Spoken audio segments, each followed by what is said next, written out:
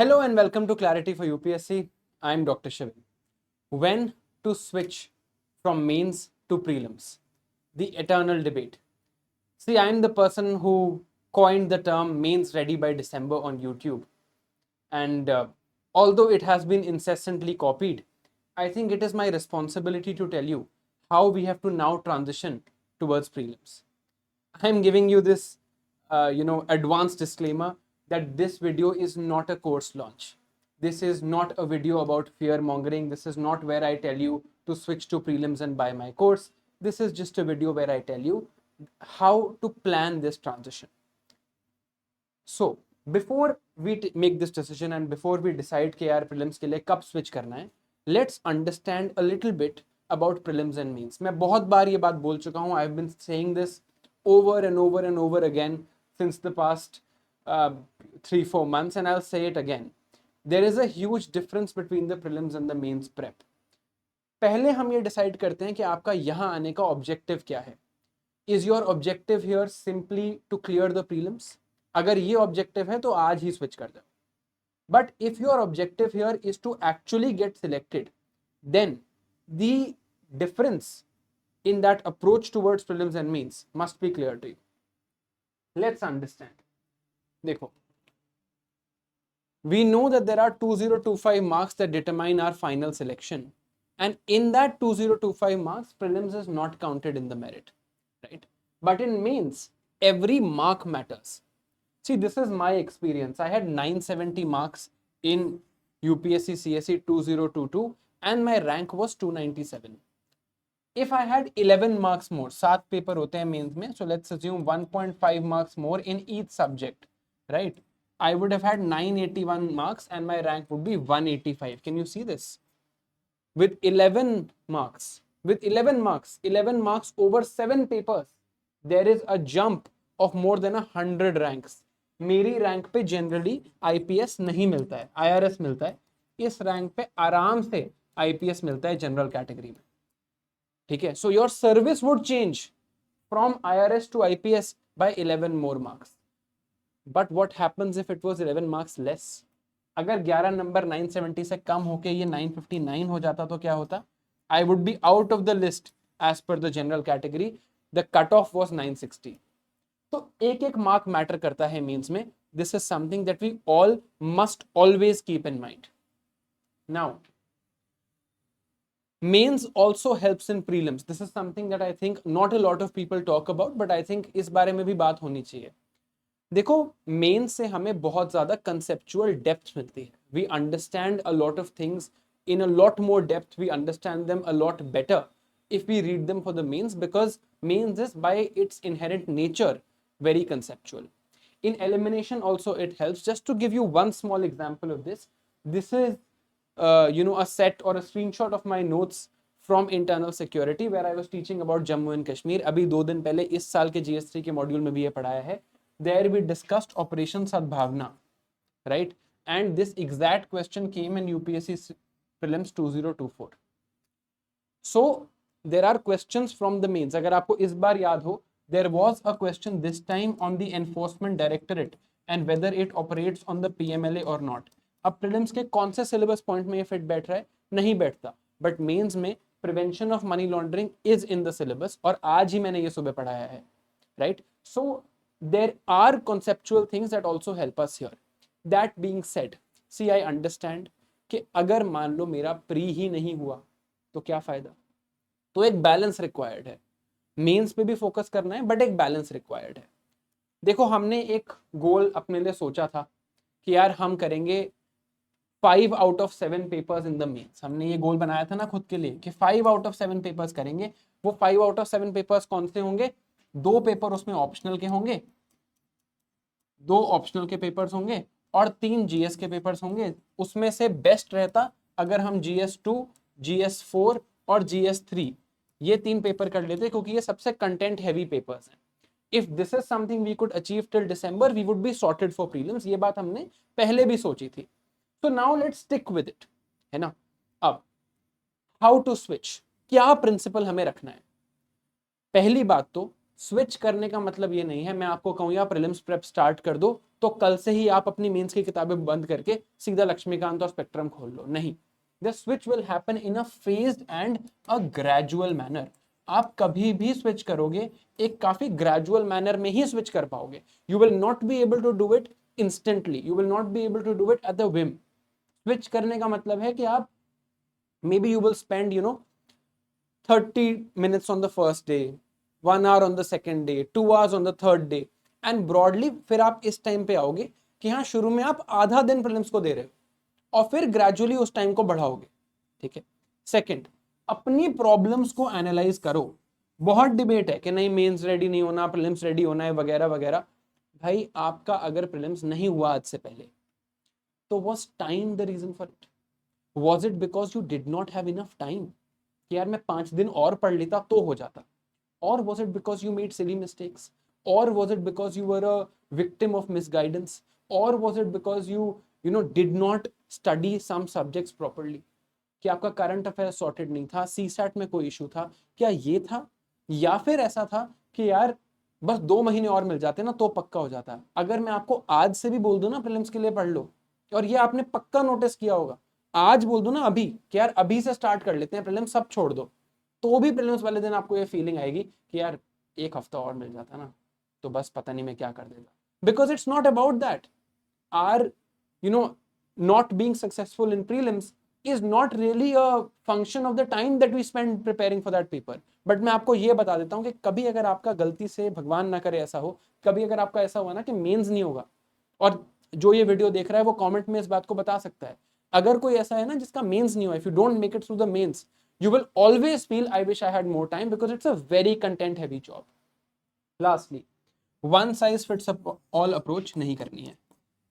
ये नहीं करना है कि नहीं यार वन साइज फिट ऑल, सब ये कह रहे हैं तो मैं ये कह रहा हूं। मैं भी आपको यहां पर एक रिकमेंडेशन दूंगा, ठीक है, मैं भी अभी आपको एक रिकमेंडेशन दूंगा, उसको अपनी प्रॉब्लम्स के हिसाब से फिट करना, अपने कैटेगरी के हिसाब से, अपनी एनालिसिस के हिसाब से फिट करना।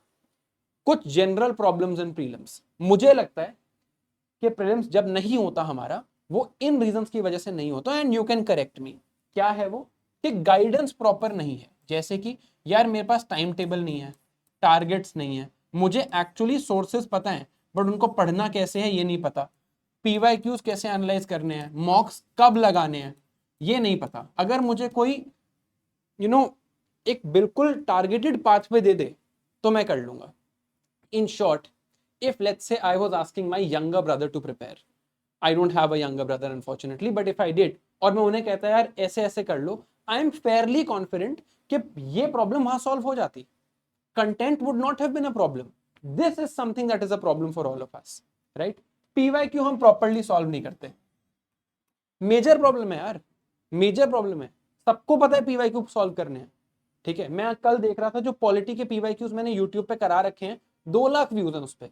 क्यों देख रहे हैं 2 लाख लोग वीडियो, अगर सबको पता है कि PYQ खुद करने होते हैं तो? और उसमें भी लोगों ने पूरा नहीं देख रखा, एवरेज वॉच 1.5 घंटे की वीडियो है, 4 मिनट का एवरेज वॉच टाइम है उसमें। ये तो हमारा अटेंशन स्पैन है, ठीक है। तो PYQs नहीं करते ढंग से, PYQ करने नहीं है, PYQ की टेंशन लेनी है, ठीक है। MCQ सॉल्विंग में डिफिकल्टी है, ये एक प्रॉब्लम है। Static polity, economy, geography, modern history का पढ़ लो, mapping, art and culture, IR, science and tech, environment छोड़ दो, ठीक है। और फिर इनके क्वेश्चंस आए तो फिर कहो यार प्रीलिम्स में तो सिर्फ 30 क्वेश्चंस ही सॉल्वेबल होते हैं, ठीक है।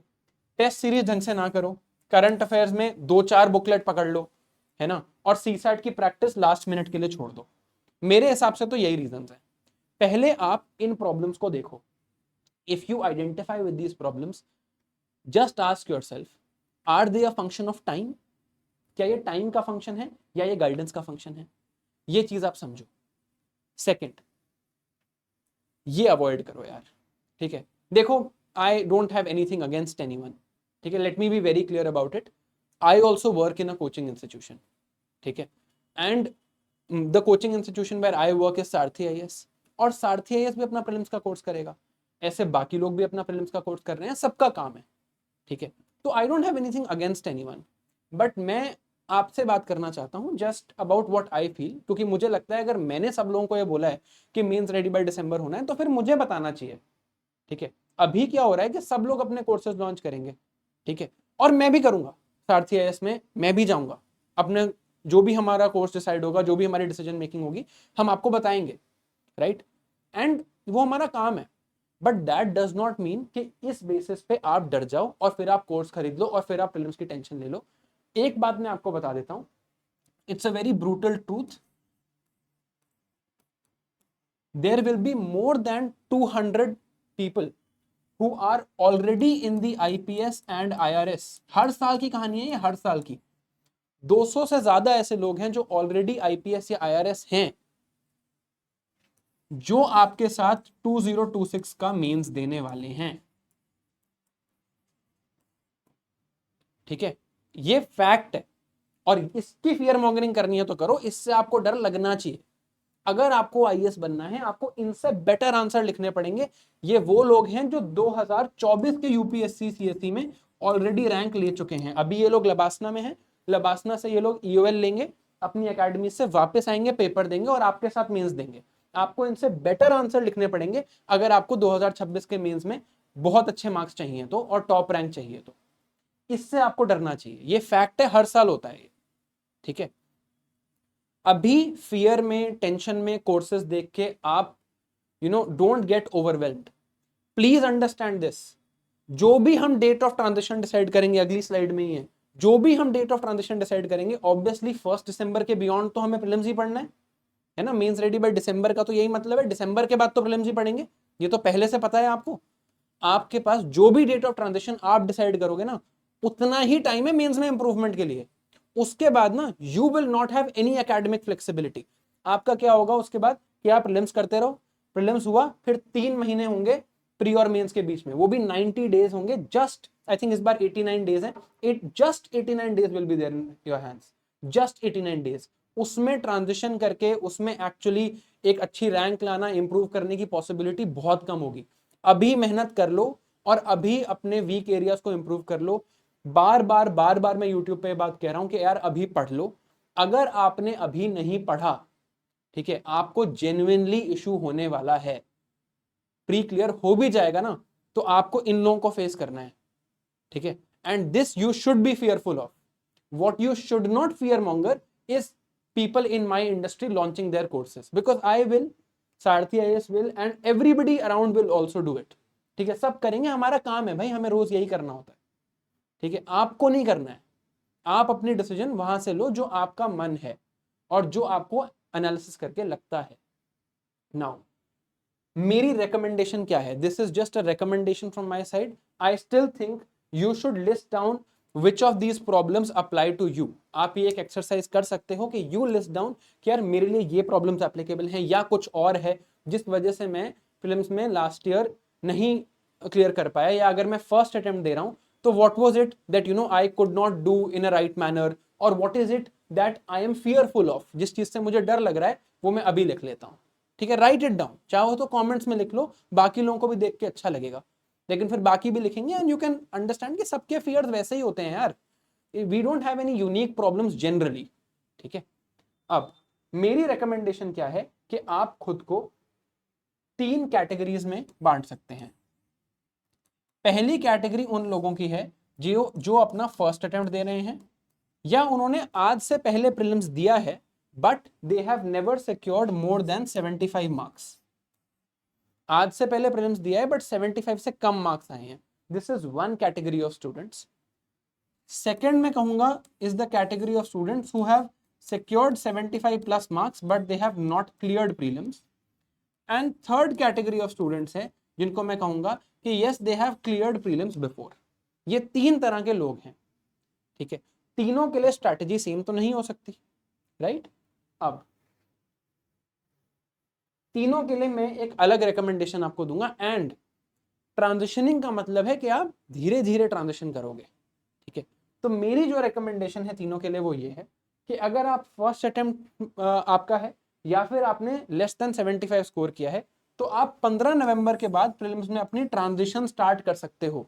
इसका मतलब ये नहीं है कि 15 नवंबर को अपनी मेंस की पढ़ाई बंद कर दी और प्रीलिम्स स्टार्ट कर दिया।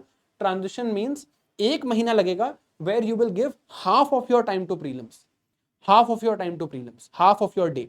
और ये 15 नवंबर की डेट इसलिए है क्योंकि in MMP plus as well as in mains ready by December, आप इनमें से कुछ भी फॉलो कर रहे हो, by 15 November we will be done with GS4 हो चुका है, GS2 हो चुका है और हमारा GS3 भी खत्म हो जाएगा। जब ये 3 मेजर कंटेंट के पेपर हो जाएंगे, इसके बाद एक एस्से का पेपर हम और करेंगे नवंबर में, उसमें आधा ही दिन लगेगा, कोई कंटेंट हैवी पेपर भी नहीं होता एस्से का, तो आप आधा दिन एस्से को देना इसके बाद 15 नवंबर के बाद और आधा दिन प्रीलिम्स को देना। एंड इस कैटेगरी में हो तो अराउंड 15 दिसंबर आप स्विच कर जाना फुली, फिर आप 15 दिसंबर से प्री की तैयारी करना। अगर ये सेकेंड केस है या थर्ड केस है कि आप 75 प्लस स्कोर कर चुके हो but you have never qualified prelims, ठीक है, तो आप यहां पर क्या करो, 15 दिसंबर को अपनी डेट रखो। मेरी ये रिकमेंडेशन है, बाकी again you can analyse yourself. ये एक, this is not a line cast in stone, this is not a heavenly ordainment, ठीक है, जो आपका मन करे आप उस हिसाब से करो, this is just a recommendation.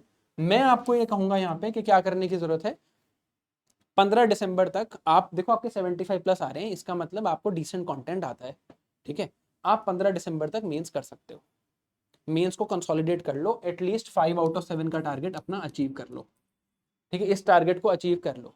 अगर आप इस टारगेट को अचीव कर लोगे तो आप काफी ज्यादा कॉन्फिडेंट फील करने लगोगे और फिर आप प्रीलिम्स पे स्विच कर सकते हो, but then we'll do a hard switch. 15 दिसंबर है, 4-5 दिन में हम, 15 December is the day of hard switch, कि 15 दिसंबर के बाद तो मैं प्रीलिम्स ही पढ़ रहा हूँ, तो इससे 4-5 दिन पहले, इससे 10 दिन पहले धीरे धीरे मेंस खत्म करने लगेंगे। अगर आपने पहले प्रीलिम्स क्वालिफाई किया है, this is my story, when I give mains in 2021, उसके बाद मेरा नहीं हुआ था और 2022 में I gave the attempt in which I got selected. तो 2022 में अब मुझे डिसाइड करना था मैं कब स्विच करूं, मैंने प्रीलिम्स की 1 महीना पहले स्विच किया था 2022 के अटेम्प्ट में, ठीक है, and these are the marks, I think 108 के आसपास या 110 आए थे मेरे 2022 के प्रीलिम्स में, ठीक है। मैंने ये किया था क्योंकि मुझे पता था मेरा मेंस वीक है और मैं कॉन्फिडेंट था कि मैं प्रीलिम्स निकाल लूंगा, क्योंकि फर्स्ट अटेम्प्ट में प्रीलिम्स में आई गॉट 115 आउट मार्क्स जब कट ऑफ 88 था, तो ये मुझे पता था। तो अगर आपने पहले प्रीलिम्स निकाला है और आपको कॉन्फिडेंस है तो अपने हिसाब से करो, बट ऐसा है कि प्रीलिम्स निकाल लिया लेकिन कॉन्फिडेंस नहीं है, तो 15 जनवरी यहाँ और लेटर इसीलिए लिखा है, अगर आप अपनी स्ट्रैटेजी फॉलो करना चाहते हो, आपको करनी चाहिए, आप इस कैटेगरी में हो तो you have done this before, so you know what you are going to experience, ठीक है। This is my recommendation, I hope this helps you. One more request before you turn this video off and get back to your doom scrolling or hopefully get back to your studies.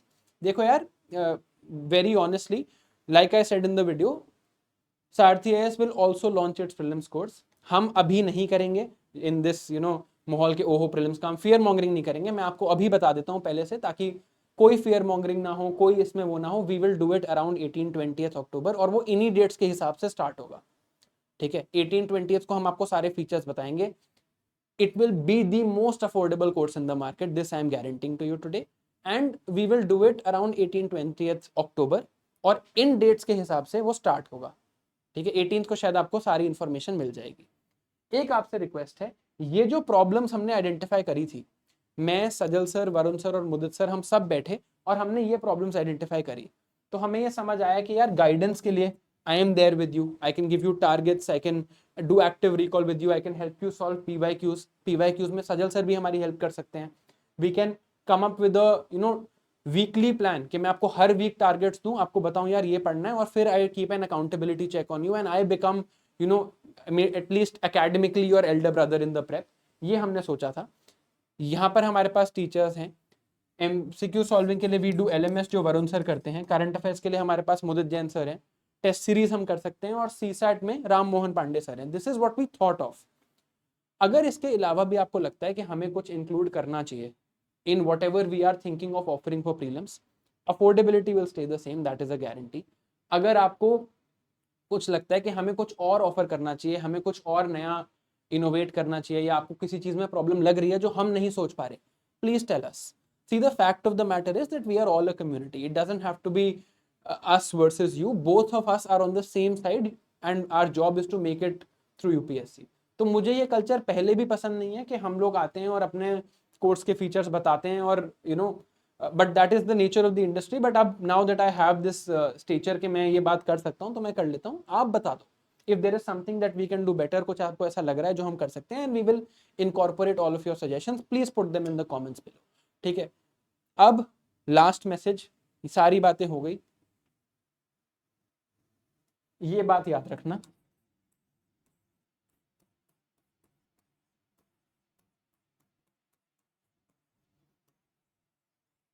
Transition date जो भी है, transition date जो भी हो, अगर 15 नवंबर है तो 15 नवंबर है, तब तक यार पढ़ाई कर लो प्लीज ढंग से। बार बार बोल रहा हूं मैं, बार बार, बहुत रिग्रेट होगा, पता है आप लोगों को ज्यादा होगा, क्योंकि आप लोग थोड़ा बहुत तो मेंस पढ़ चुके हो, है ना, ऐसा तो नहीं है आपने बिल्कुल मेंस नहीं पढ़ा, आप थोड़ा बहुत तो मेंस पढ़ चुके हो, राइट।